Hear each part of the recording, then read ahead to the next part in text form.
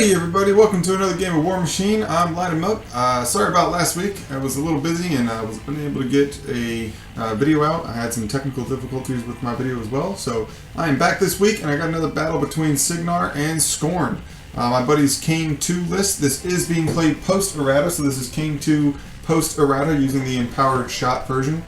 Real down and dirty, he's just got Reinholdt, of course, Ace, 3 Hunters, Junior with the Charger, Alten Ashley because he's still worth 6 points, Arcane Tempest Rifleman, Gun Mage Captain, Adept, Captain Strangeways, Anastasia di Bray, which is probably the best 3 points left in the game, and Tempest Blazers being maxed out with the Tempest Blazers. Pretty good list, a lot of synergies, and we'll see how Caine can hold up in his post-errata days. Anyway, on to my list. We are playing with Zaal 1. So, Zaal 1's list. This will be my first time playing Zaal 1 in a very long time. Going back to him, trying to see if I want him for my LVO or not, and he is a strong contender right now. We got him with Kovass, Titan Gladiator, 2 Cyclops Brutes, 3 Ancestral Guardians, Hakaar the Destroyer, a Master Tormentor, Saxon Orrick for the Pathfinder, Beast Handlers maximum, and then Karax maxed out with the command attachment, and then a unit of Immortals. I will say that using the command attachment for the Karax, not essential for him, and I will probably end up switching out the command attachment on the Karax for a command attachment for the Immortals instead, because the Immortals just benefit, I think they benefit more from it, especially from what Zaal wants to do. That you can put the +2 armor buff onto the Immortals, making them armor 19. Then the command attachment can use souls to be able to up their defense or make them go incorporeal, etc. So I probably end up doing that. I was running a version of this list with 2 Master Tormentors, but I found the need for Saxon Orrick was just way too great. So I went ahead and took him out and put in Saxon Orrick instead. On Hakaar and the Ancestral Guardians, well, I mean, it's Zaal 1, so why wouldn't you have them in there? And Hakaar with Zaal, especially on his feet turn, if you can keep him alive, really is a destroyer. Anyway, on to the game. My opponent actually won first turn because of Anastasia, so he decided to take the side instead. He gave me the side with the flag in the trench. I don't know, but it's what he wanted to do. So, hey, I'm okay with that.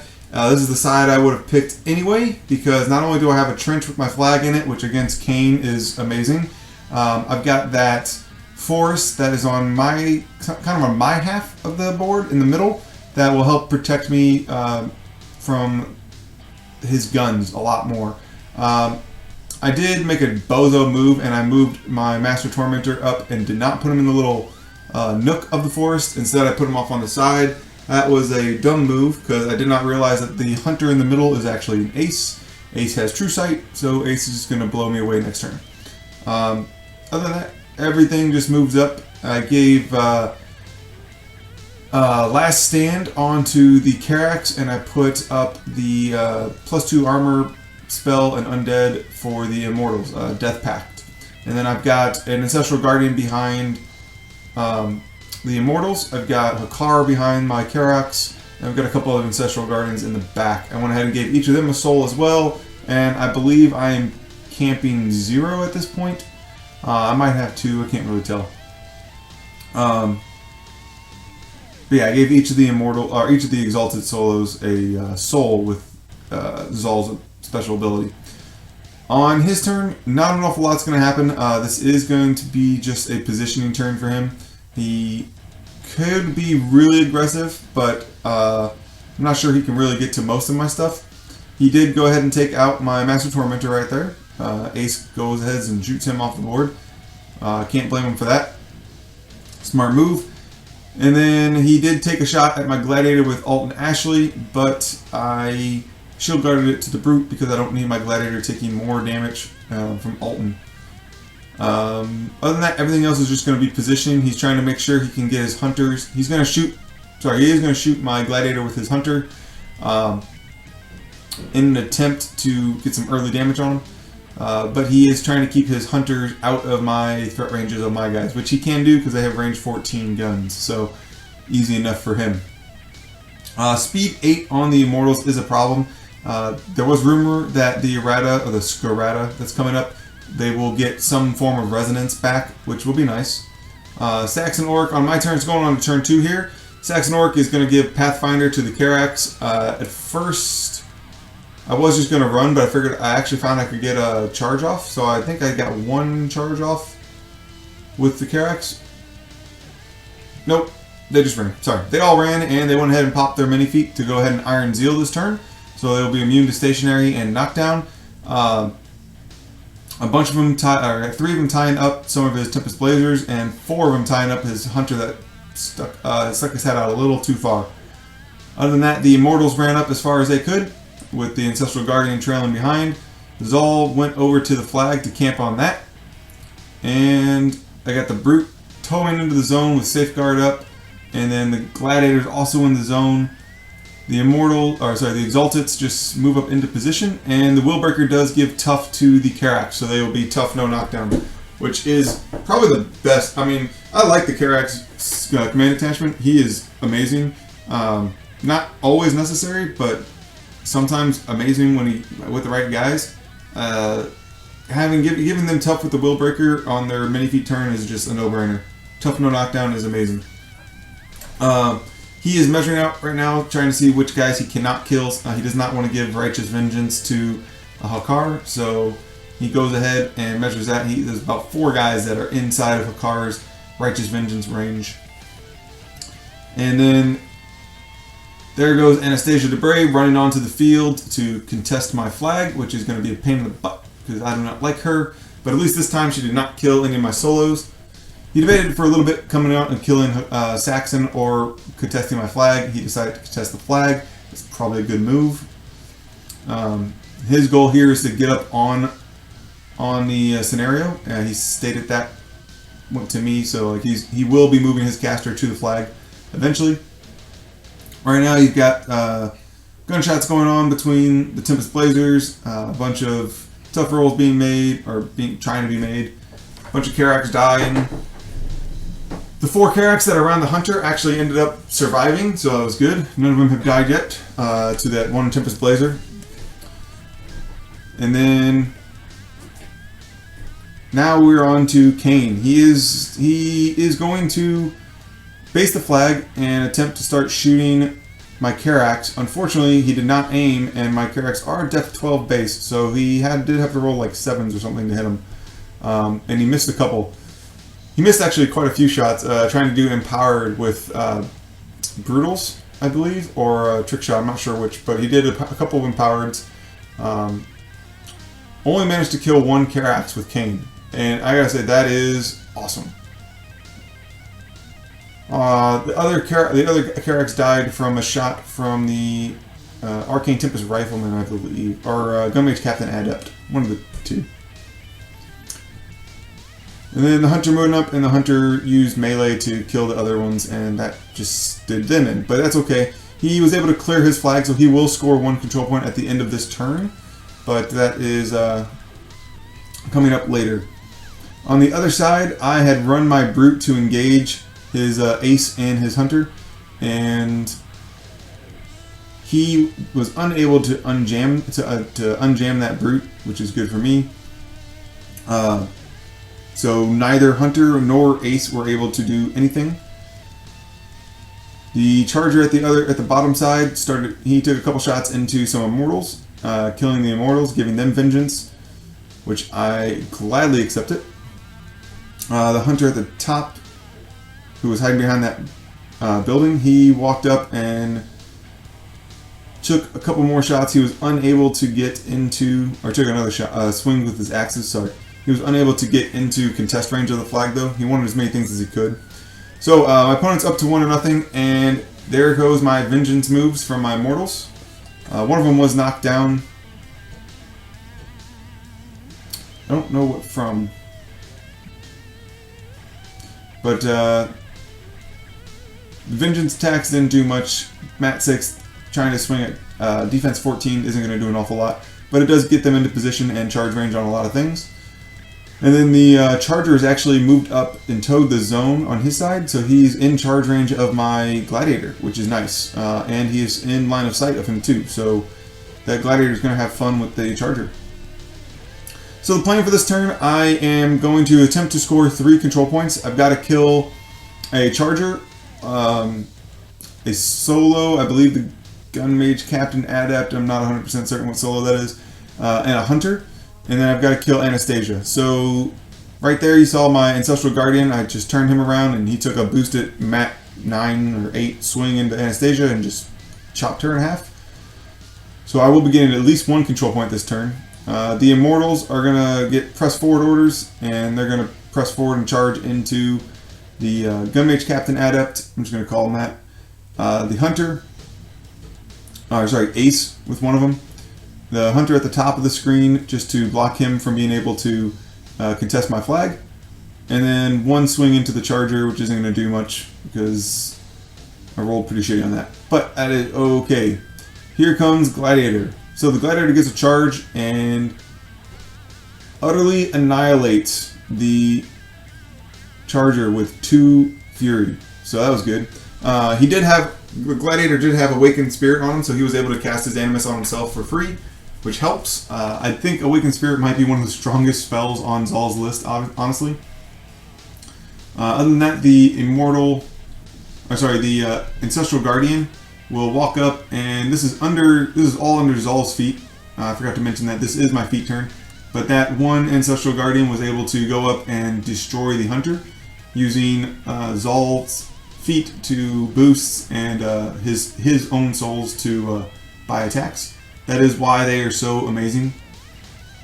With the last stand, I moved up and did a couple CMAs with my Karax, and they put him into Shield Wall after getting Pathfinder from Saxon. Moved Hakaar into position to where if he wants to kill any of the 2, it'll be 2 Karax at the end of the turn. If he wants to kill either of the 2 Karax that are in the forest, he will give Hakaar his Righteous Vengeance move. And Hakaar is also in Righteous Vengeance range of the Ancestral Guardian in the middle of the zone. So I've got a lot of stuff in the middle of the zone. This is going on my opponent's turn. I will score 3 control points. 2 control points. 1 for dominating my flag and 1 for controlling the zone. I'm getting a little ambitious there. So it's 2-1 currently, and my opponent does have 2 models contesting his flag. The Karax kind of accidentally contested. I don't know if I remember to do that or not, or if they just happen to be there. So he is trying to decide what he's going to do. He does have his feet still, although there's not a lot of high value targets for him to use his feet on. He could kill the Gladiator with it, potentially, but if he does that, I still have all of my Immortals, or most of my Immortals. I'll still have my Ancestral Guardians, I still have Hakaar. I still got both my Brutes too, so I got a lot of stuff going for me, and I don't know if his feet can dig him out of this, so let's see what happens. He does a little bit of measuring, make sure that so he knows what is in Hakaar's Righteous Vengeance range. He does pop his feet and starts blowing away at my Ancestral Guardians. Kills the first one, presenting a Kovass. And then shoots at the Immortals, I believe. Yeah, kills that Immortal. Starts killing the other Ancestral Guardian. Ends up killing the Kovass also, and then he is out of gunshots. So his feet netted him Kovass, 2 Ancestral Guardians, and I believe an Immortal. I believe that's all his feet got him. Not a great use of the feet, but like I said, not a lot of high value targets for him. The Hunter at the top of the screen was unable to get into contest range. We measured it out. There was nowhere for him to go without taking multiple free strikes and defensive strike potentially from my Ancestral Guardian up top. So a whole lot of nothing happening at the top of the zone. Ace was able to walk over, and I believe he towed into the zone. I'm not 100% certain.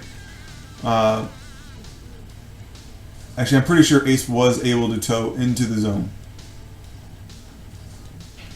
Either way, he's going to contest the zone with a couple of solos as well. Moves up his Gun Mage Captain Adept to finish off my Karax unit. And then Arlan Strangeways actually charged my Gladiator, but did, I think, 1 point of damage or something like that. He's got a POW 12, what do you call it? POW 12 axe or whatever. No, wrench. And then here comes the Tempest Blazers, the 4 of them that are remaining. They're going to take some gunshots and try to clear off a lot of this jam. One of them will shoot into the back zone, killing off some of my beast handlers. I mean, he's already given Righteous Vengeance to Hakaar, so he's not really concerned about that at this point. He kills quite a few of my stuff in the zone, but not my big heavy, obviously, and then moves to block Hakaar in. So it'll be 3-1 now. I will score a point on his turn against because of my flag. Got the Vengeance moves. Hakaar killed one of the ponies with a Vengeance move. The Immortals weren't able to do an awful lot, but they did a little bit. And then we will go ahead. My Brute that ran and is still engaging the Hunter at the top did not frenzy. He's had like 2 Fury on him the whole game. Saxon Orrick will move and give a Pathfinder to Hakaar. And Hakaar is going to go ahead and go to town and clear off both of those 2 annoying ponies. Clearing them from the zone. Leaving me with, I believe, 2 solos and a Hunter, or Ace, to clear. Actually, I'm not even sure Ace is in the zone. Yeah, sorry, Ace was not in the zone. So this will be a Skorne victory. And I will go to 5 control points at the end of this turn. It was a very good game. I like the pit. The pit is probably Skorne's best scenario, I believe. If you are playing pretty much any of the standard Skorne casters, the pit is probably the scenario you want to see on the table. I mean, it really encourages melee armies. It's hard if you don't if you have just a lot of guns. It's hard to get over to contest the opponent's flag. A lot of people say it's unbalanced, but when you have scenarios like Linebreaker or Incursion, where gun lines are very much advantaged, and you have, I mean, in Linebreaker, gun lines are 100% advantaged. In the pit, melee armies are probably 75% advantaged. So that's not a big problem for me. I think I like the mix. I don't mind playing into hard scenarios. That's fine by me. I want a game that's challenging, and I think that's what that kind of scenarios give you. As for whether or not Zaal 1's going to make it into my pairing for LVO, at this point, I have decided that he will probably not make it in there unless I just have a crap showing at a local tournament coming up here in a week or 2 with my current pairings. But at this point, it does not look like Zaal is going to make the list. I have decided to go ahead and buy the Immortals command attachment, and we will see if that makes a difference. I'll get a couple more games in with him before LVO. Once again, I will plug the Las Vegas Open. If you guys want to go out there, play some good games, they have casual events, they have competitive events, they have a lot of games that are not War Machine. So if you're watching a War Machine video on YouTube but you don't play it, or if you're watching War Machine and you play other games, still the LVO is probably for you. They have a lot of different games. And if you don't like it, it's still Las Vegas, and you cannot be bored in Las Vegas. I guess you could, but it's very hard to be bored in Las Vegas. Anyway, thanks for watching, guys. Please like, comment, and subscribe, especially with the comments. I love talking to you guys. If you want to go to my Facebook page, check it out, Lightem'up WMH on Facebook. I am trying to keep that as active as possible. I love talking to you guys on there, and I will see you all next week.